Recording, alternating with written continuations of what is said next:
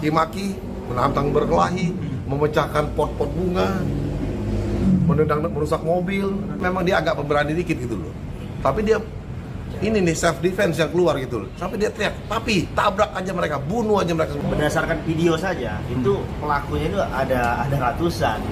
Bahwa dengan adanya medsos yang beredar, di mana rumah singgah tadi yang saya sampaikan di Cidahu itu akan ditutup, itu sesungguhnya tidak ada. Tetapi yang ada adalah bagaimana Kapolsek mencoba untuk menenangkan warga yang sesaat sedang melaksanakan. Para pejabat-pejabat itu, apalagi keamanan-keamanan yang tahu hukum, mestinya jadi pelindung. Kalau enggak Pancasila diganti aja, ya. Susun aja dari sila pertama sampai kelima itu, susun semua itu tentang peraturan agama Islam. Itu kan pemimpin wilayah, pengamanan wilayah, kan sipil kan. Kalau Kapolseknya nggak bisa kerja ya diganti. Jadi sekarang juga kita minta diganti Kapolseknya. Tinggal kita lihat bukti-buktinya, apakah Kapolsek bersama dengan petugas desa setempat pernah nggak mengeluarkan statement kepada si korban mau menutup rumah ibadah itu. Kan ke Divisi Propam Mabes Polri, ini tanda terimanya sudah untuk yang kami laporkan Kapolsek Cidahu Sukabumi. Harusnya sih tidak perlu disurati, harusnya Pak KDM juga sudah tahu ya. Maka seolah jadi kami menduga juga jadi provokator gitu loh. Kalau enggak Pancasila diganti aja, ya. Susun aja dari sila pertama sampai kelima itu, susun semua itu tentang peraturan agama Islam. Nggak boleh begitu. Sadar dong, hai pemimpin-pemimpin. Jangan mengorbankan, jangan membuat kekristenan itu sebagai umat yang tersolimi. Sebagai umat yang anak tiri. Sebagai umat yang kelas sekian. Nggak boleh begitu. Kapan negara Indonesia mau maju? Ayo, coba saya memberikan kritikan ini kepada pemerintah ini. Bagaimana tanggapan kalian? Masa harus orang Kristen harus dibunuh? Gereja berulang-ulang dibom? Ya. Kenapa? Karena terlalu lemah penanganan dari aparat. Terlalu lemah penanganan dari pemerintah. Ya. Saya hanya bisa menyimpulkan bahwa hukum Islam lebih dominan, lebih berkuasa daripada hukum negara Indonesia. Hukum positif.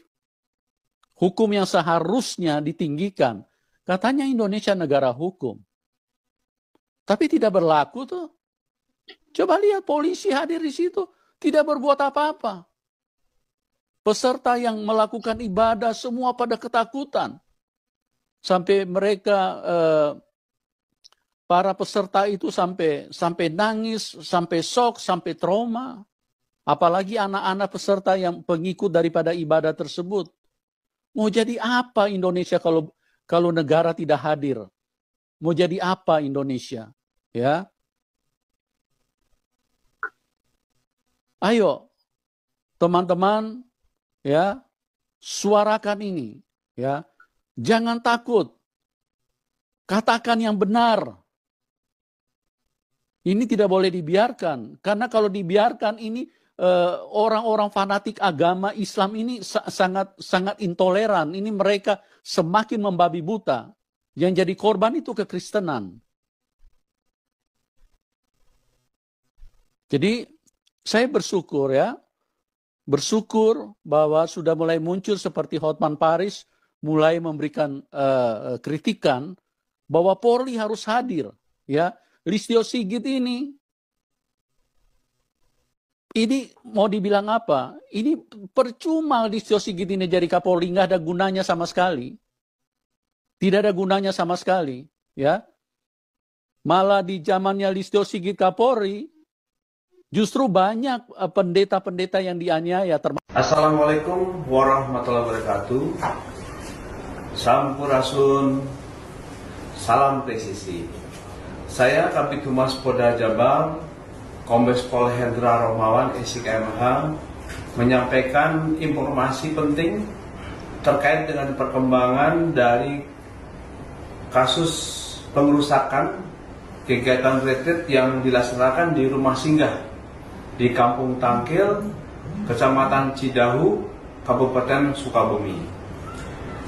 Bahwa dengan adanya medsos yang beredar, di mana rumah singgah tadi yang saya sampaikan di Cidahu itu akan ditutup, itu sesungguhnya tidak ada.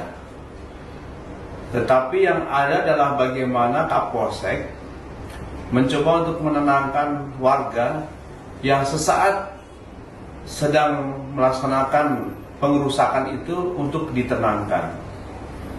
Situasi untuk ketenangan itu tercapai, dan saat ini Kapolsek sedang kami evaluasi kinerjanya terkait dengan pernyataan yang sesaat tadi itu.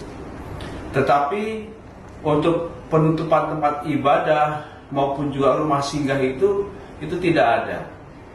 Dan situasi saat ini konsolidasi damai itu telah dilakukan, baik dengan si pemilik rumah singgah, kemudian warga, dan juga dukungan oleh seluruh FKUB dan juga aparat yang ada di situ, baik itu dari pemerintah daerahnya, kepolisian maupun TNI. Jadi situasi kondusif ini harus kita jaga, dan harmonisasi yang ada di Kecamatan Cidahu, khususnya Desa Tangkil ini harus kita pelihara. Jadi penekanan kami tidak ada penutupan tempat ibadah dan juga tempat untuk singgah yang digunakan sebagai retreat dari saudara kita yang Nasrani, itu tidak ada sama sekali.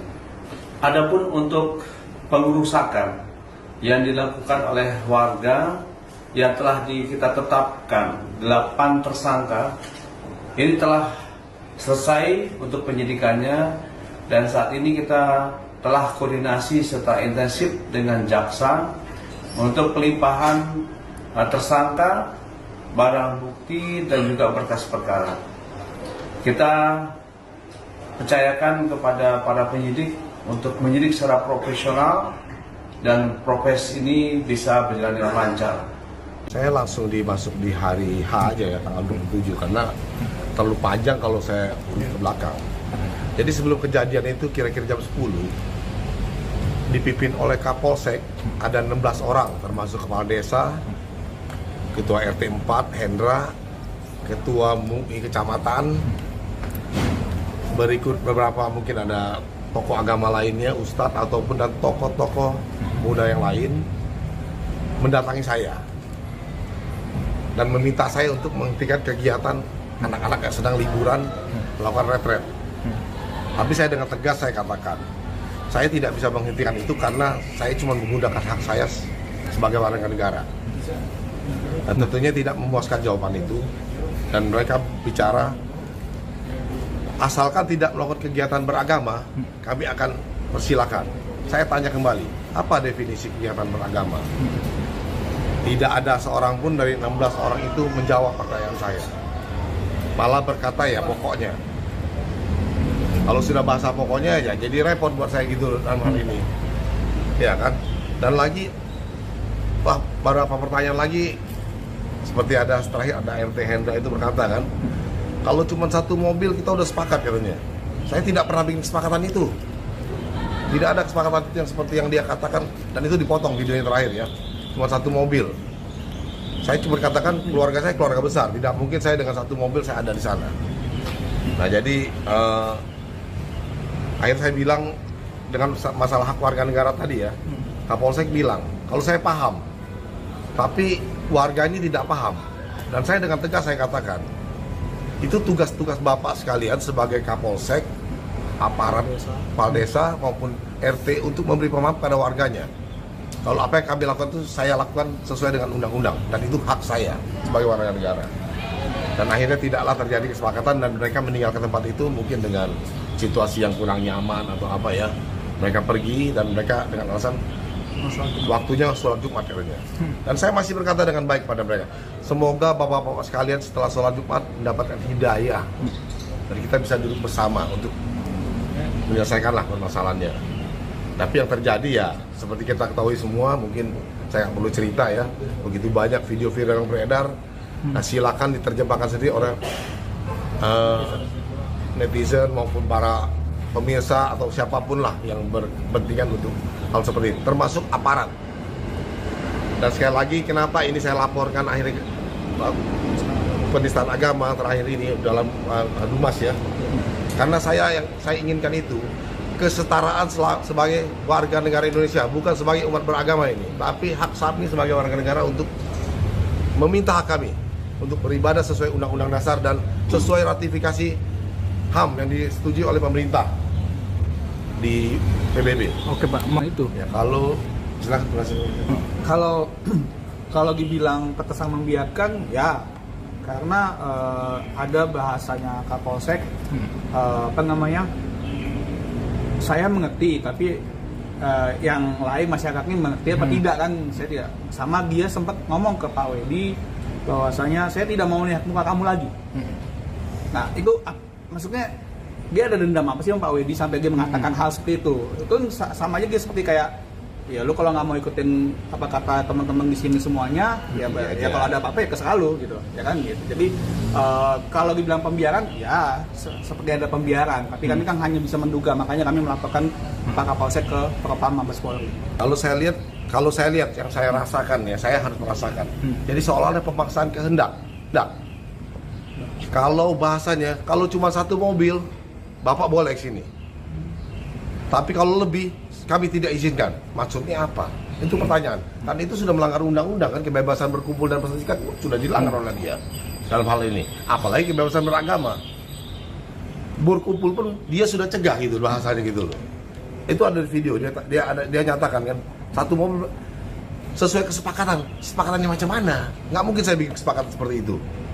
Ya kira-kira begitulah pandangan saya. Itu gini, kami ini orang Minahasa gitu loh, punya kebiasaan setiap pasca itu kita bikin salib, gitu loh. Dan itu buat mengenang kematian Kristus sampai kebangkitan biasanya kalau kami pasang itu di pojok sudut rumah kami gitu loh.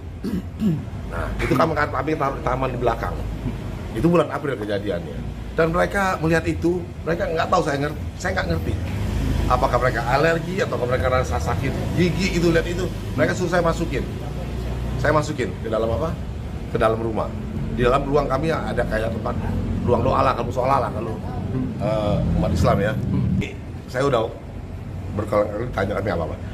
Saya lagi sikat gigi pada saat itu. Setelah itu ya, setelah PDSI masa pembicaraan itu selesai, tutup ya. Saya mau sikat gigi. Tahu-tahu anak saya yang kecil, anak saya 2, yang besar nggak ikut, yang kecil ikut. Dia bilang, "Papi, ada orang naik pagar." Saya keluar lihat pagar. Saya keluar dari kamar saya keluar. Yang saya lihat bukan pagar yang dinaikin, tapi pagar yang dirobohin. Roboh. Dan situ sudah mulai terjadi teriak-teriakan, maki-maki, menantang berkelahi, memecahkan pot-pot bunga, merusak mobil. Sudah mulai. Dan ada beberapa orang yang masuk ke dalam rumah saya, termasuk handphone saya pun hilang. Mengambil gitar, udah dihancurkan gitar itu gitu loh. Dan memprovokasi saya dengan kata-kata yang mungkin saudara udah lihat, seperti kata-kata jangan mengotori ya itu ya, seperti itu ada. Saya nggak usah ulangin lagi. Nah jadi, tapi saya punya sikap satu, saya harus selamatkan anak-anak kami, mengevakuasi dengan aman dan selamat. Walaupun dalam tekanan intimidasi, ya mobil digedor-gedor, sudah dalam mobil dipukul-pukul, mobil masih udah diteriak-teriakin dengan segala macam gitu loh. Sampai anak saya kecil itu, trauma ya, video viral ya. Kalau nggak salah trauma, gitu trauma gak sih Pak itu anak-anak sekarang? Kalau seorang anak, yang itu ada 2 orang, yang satu agak lebih histeris tapi dia nangis. Tapi anak saya ini memang dia agak pemberani dikit gitu loh. Tapi dia ini nih self defense yang keluar gitu loh. Sampai dia teriak, "Papi, tabrak aja mereka, bunuh aja mereka semua." Itu kata-kata seorang anak gitu loh, yang membuat saya jadi miris gitu dengan hal seperti itu gitu loh. Dan ini kan berbahaya buat masa depannya. Nah itu yang maksud saya, kenapa kami bertekad tuh menaikkan laporan ke Barreskrim sampai untuk perlindungan anak gitu loh. Anak-anak trauma gak sih Pak? tadi? Trauma itu kita nggak bisa lihat fisik, Pak. Sampai sempat ada down atau gimana dia sampai Kan saya ada podcast dengan Uya ya. Sampai anak saya tanya, masih mau nggak balik situ? Kalau ke situ lagi nggak mau katanya gitu. Dia mengalami ketakutan yang sangat gitu loh. Padahal itu kan villa keluarga. Kenapa mesti takut? Kan begitu. Nah itu kan menunjukkan satu trauma sebetulnya menurut saya ya, yang awam ini secara fisiologis gitu. Nah nanti biarlah asesmen yang membuktikan itu gitu. Nah ini kan setelah melaporkan katanya dapat intimidasi supaya cabut laporan, itu benar nggak sih Pak? Jadi kalau intimidasi sih kita menduga lah intimidasi ya, karena persuasif. Ya secara persuasif. Jadi kami tuh sempat diundang oleh salah satu kabit ya di Kanwil Kemenham. Itu pernah disampaikan juga kepada oleh rekan saya. Jadi kami diundang kirain mau ketemu Pak Dir Krim ya kan, tapi habis itu ya, ketemunya Pak Wadir. Nah di situ kabit tersebut ngomong bahwa kami sudah turun ke lapangan bersama Pak Dir, kami sudah assessment bla bla bla, dan akhirnya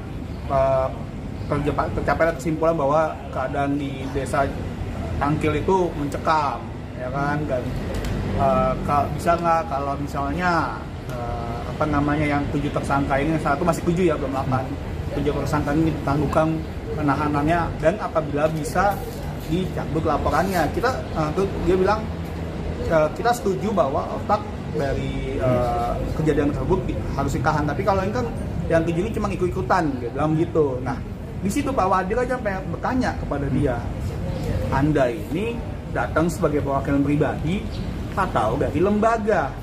Kalau dari lembaga, dia bilang dari lembaga. Oke, kalau dari lembaga, tahu nggak ketua Kak Kanwil? Tahu, dia bilang gitu. Nah, diulang sampai 4 kali sama Pak Wadir. Nah, jadi kalau kami menaik kesimpulan bahwasanya Kabit ini bukan bergerak sebagai lembaga, dia seperti, kalau pandangan kami, seperti advokat dari 7 tersangka tersebut yang mau lagi coba memediasi kejadian tersebut. Gitu. Jadi ya itulah kira-kira intimidasinya sih yang kami dapatkan. Nah itu kan pada prinsipnya kami kemarin sudah datang langsung ke Polres Sukabumi, bertemu langsung dengan Pak Kasat Reskrim, bahwa kami nggak mau bersenang-senang dulu, nggak mau bersenang hati dulu, karena ya tapi tetap kita apresiasi apapun itu bentuknya, tetap mengapresiasi langkah Satreskrim Polres Sukabumi dalam hal ini telah menangkap dan menahan jauh ini sudah 8 orang. Tetapi menurut kami berdasarkan video saja itu pelakunya itu ada ratusan. Jadi kami tetap mendesak kepolisian dalam hal ini untuk segera menangkap semua pelaku yang terlibat, mau dia kabur kayak mau kemana kayak di DPO kayak apa kayak segala macam. Intinya kita tetap mendesak kepolisian tangkap semua. Bahkan menurut kami dalang-dalangnya ini belum ketangkap semua. Mungkin baru salah satu aktor di balik ini semua. Salah satu oknum ya, ketua PAC partai besar lah, partai besar merah lah di Republik ini gitu loh. Salah satu pelakunya itu sudah ditangkap, inisial Y. Nah, mungkin ada oknum-oknum lain juga yang ikut serta untuk operasi ini. Mungkin dianggap sama mereka udah operasi, sudah dipersiapkan. Bayangkan saja ratusan orang mengumpulkan, kita ngumpul ngopi 5-6 orang aja susah, apalagi untuk ratusan orang yang notabene mohon maaf di perkampungan. Saya pun orang kampung, untuk ngumpul aja susah gitu kan, kumpul-kumpul nggak ada waktu gitu. Ini apa nih? Apakah ada bakwan di balik udang nih? Kenapa rebutan banget nih kayaknya warga mau merusak di tempat bahkan dari kampung sebelah. Bahkan dari kampung sebelah aja ternyata ada yang ikut.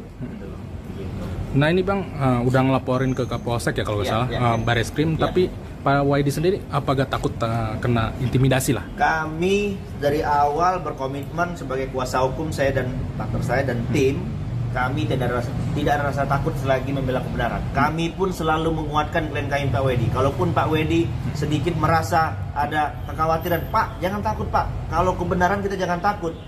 Saya secara pribadi, agamanya saya Muslim, partner saya Nasrani. Kami tidak melihat agamanya di sini, tapi membela kebenaran. Siapapun, jangankan Kapolsek, Presiden pun kalau memang salah, ya kita laporkan. Kalau memang salah, jadi kita semuanya sama lah di mata hukum, nggak usah mentang-mentang Kapolsek, mentang-mentang ini kita nggak ada melihat di situ. Kita tetap maju. Tapi Waidi sendiri sempat ada intimidasi gak sih? Kalau intimidasi secara langsung menurut saya enggak ya, tapi ada beberapa telepon-telepon yang tidak saya kenal, ya mengatakan saya dari ini, berusaha persuasif lah bahasanya gitulah. Tapi ya silakan diterjemahkan intimidasi atau apapun ya. Buat saya ya itu udah cukup lah, saya kenyang lah makan begitu gitu loh. Itu bukan hal yang tidak biasa, kadang-kadang ya cukup lah gitu loh. Tapi keluarga udah tinggal di tempat situ masih? Yang penjaga kan ada Pak Yongki. Pak Yongki masih di situ. Suami istri. Kalau Pak Wedi kan di daerah sini ya, di Tangerang. Karena jadi sebenarnya kalau berbicara kekhawatiran sih dari awal komitmen kami kita sampaikan langsung Pak Wedi, Pak kalau setengah-setengah, kalau memang ini nggak usah. Tapi kalau mau full, mau kita pakai mobil turbonya full Pak, saya bilang. Kalau pakai eco modenya saya nggak mau Pak, saya bilang. Jadi harus pakai turbo. Minyaknya juga harus turbo juga gitu loh. Jadi kita gas terus. Tapi soal sumbangan 100 juta kan katanya disumbangkan ke masjid. Itu gimana ceritanya, Pak? Begini. Ini memang kita akan sumbangkan. Bukan tidak gitu. Kita akan sumbangkan. Ini pas nih pertanyaan yang bagus nih. Kami akan sumbangkan, tapi di framing kalau tidak dibagikan gitu oleh si Sang Kades kan. Di podcastnya Pak KDM gitu loh.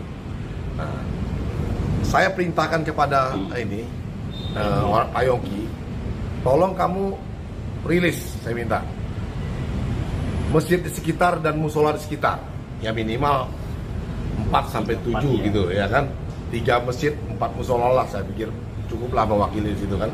Untuk saya akan alokasinya secara proporsional gitu loh. Tapi sampai saat ini para 4 masjid tersebut masih menyatakan kami lagi berkoordinasi, belum bisa menerima. Bukan belum mau nih bahasanya nih, belum bisa gitu loh. Sampai saya keluar statement, kalau sampai dalam beberapa hari ke depan tidak ada, karena itu uang di tangan kami ya, bukan di tangan saya lah persisnya, masih dititipkan di Yongki, saya akan ambil itu dan akan saya serahkan ke tempat-tempat yang mungkin lebih membutuhkannya, kalau mereka tidak membutuhkan. Nah kira-kira gitu. Jadi saya mengcounter pernyataan daripada Kades yang menyatakan kami tidak mendapatkan, dengan gaya bahasa retorikanya yang luar biasa gitu loh. Saya juga heran, dia belajar teater di mana gitu loh. Iya kan, mungkin dia belajar di Broadway kali gitu loh. Oh berarti masjidnya daerah situ juga? Iyalah, kan kita biar gimana pun juga, saudara saya Yongki itu sudah jadi warga desa Tangkil di RT 4 dan dia sudah berKTP sana bersama anak-anaknya. Nah saya kan nggak mungkin di tempat yang lain gitu. Tapi kalau orang kita mau kasih menolak, apa kita mesti pasrah menerima? Kayak gini, saya nggak tahu kenapa mereka menolak. Ya, mungkin diduga mungkin ada ilfil lah mungkin gitu loh. Ya kan, kalau pas, kita ilfil nih nggak enak hati, bisa aja kan. Bukan berarti mereka bersalah ya, tapi ilfil gitu loh, rasa bersalah mungkin kan. Bukan salah nih, saya nggak bilang bersalah ya, tapi ilfil, rasa bersalah gitu loh. Nah jadi mungkin nggak enak hati, jadi mereka akhirnya menunda. Menunda. Ya kan, makanya bukan tidak. Sampai sekarang berarti? Bahasanya belum. Nah, karena mereka bilang menunda atau belum, ya saya tahan dulu lah. Ya kan, sampai melihat situasi lebih lebih kondusif. Pak Yongki. Pak Yongki yang mana? Karena Pak KDM mentransfernya ke beliau, bukan ke saya gitu. Berarti masih nunggu negosiasi, Bapak? Iya, lagi menunggu sampai dapat kesepakatan siapa yang mau dan layak menerima. Alasan utamanya ngasih, kami memperhatikan hukum kasih aja, kami umat Kristen kok gitu. Iya kan, jadi kalau kami disakiti, kami mendoakan yang menyakiti kami gitu loh. Iya kan, kalau kami dianiaya, kami mendoakan mereka gitu aja kan. Jadi saya sesederhana itulah bahasanya gitu loh. Ya, shalom teman-teman semua. Terima kasih sudah menonton video ini dan kiranya video ini bisa menjadi pelajaran bagi kita semua ya teman-teman ya. Nah teman-teman, dari kasus apa yang terjadi di Sukabumi kemarin terkait pengerusakan yang dilakukan oleh warga, dan itu disebabkan karena adanya provokator di balik semua kejadian itu teman-teman. Ada diduga RT, ada diduga Kapolsek dan lain sebagainya. Mungkin ada tokoh-tokoh agama lainnya teman-teman ya, yang mungkin mereka ada di balik itu semua, dan mungkin dalangnya teman-teman ya Dan yang paling anehnya teman-teman, ketika ada pernyataan dari oknum aparat kemudian seolah-olah memberikan pembelaan dari apa yang dilakukan oleh Kapolsek tersebut, sehingga seolah-olah terlihat tidak salah Kapolsek ini. Nah, itu sudah jelas-jelas dari apa yang disampaikan oleh pemilik villa itu teman-temannya, bahwa Kapolsek itu sebenarnya sudah memberitahukan kepada pemilik villa itu supaya jangan dilakukan kegiatan keagamaan di sana. Dan kemudian pemilik villa itu dia menanyakan tentang definisi kegiatan keagamaan, namun dengan rasa tidak nyaman mereka meninggalkan tempat itu, dan sehingga tidak lama kemudian terjadi yang namanya pengerusakan tersebut. Nah teman-teman, memang ada banyak kritik dari berbagai pihak terkait apa yang terjadi di sana teman-temannya, khususnya Pendeta Yusuf Manubulu. Dia mulai mengkritik Polri. Kenapa teman-teman? Karena dia juga sudah menjadi korban di beberapa waktu yang lalu teman-teman, yang dimana tiba-tiba rumahnya dikepung oleh segerombolan aparat teman-temannya, dan kemudian klarifikasi dari Pendeta Yusuf Manubulu pada saat itu, dia menduga bahwa itu perintah dari seorang mantan gubernur yang bernama Ridwan Kamil, dan itu sudah disampaikan oleh Pendeta Yusuf Manubulu. Padahal teman-temannya pada saat itu Pendeta Yusuf Manubulu dia tidak melakukan tindak pidana teman-temannya, atau tidak melakukan kejahatan yang merugikan orang lain. Dia hanya mengundang para murtadin yang berlatar belakang agama Islam, kemudian dia mengundang di channelnya dan dia wawancarai bagaimana dia mengalami perjumpaan pribadi dengan Kristus. Nah dengan itu teman-teman, mungkin ada oknum pejabat kemudian mereka memerintahkan memakai aparat penegak hukum untuk menjemput itu Pendeta Yusuf Manubulu. Nah teman-teman, ini sangat luar biasa, tetapi ya kita percaya bahwa Tuhan tidak pernah tidur, dia selalu membela orang yang benar. Nah teman-teman, terkait kasus-kasus yang terjadi di negeri kita ini dari tahun ke tahun, bulan ke bulan, bahkan dari minggu ke minggu teman-temannya, itu tidak mengherankan bagi kita, karena memang kita sudah tahu bagaimana sistem hukum di negeri kita ini yang memang tidak ditegakkan secara adil teman-temannya. Dan tentu saja kita merasa tidak ada kesetaraan di mata hukum, ada perbedaan teman-teman, dan memang hanya slogan saja menurut saya itu sila kelima yang disebut keadilan sosial bagi seluruh rakyat Indonesia, dan yang terjadi di lapangan tidak demikian teman-teman ya. Dan kiranya semakin hari negara kita ini semakin luar biasa, semakin ditegakkan yang namanya Pancasila sebagai dasar negara kita, dan kita sebagai umat Kristen pun kita bisa memiliki hak yang sama seperti orang lainnya teman-teman, atau rakyat atau masyarakat lainnya. Itu saja yang perlu saya sampaikan. Kiranya Tuhan Yesus memberkati kita semua. Shalom.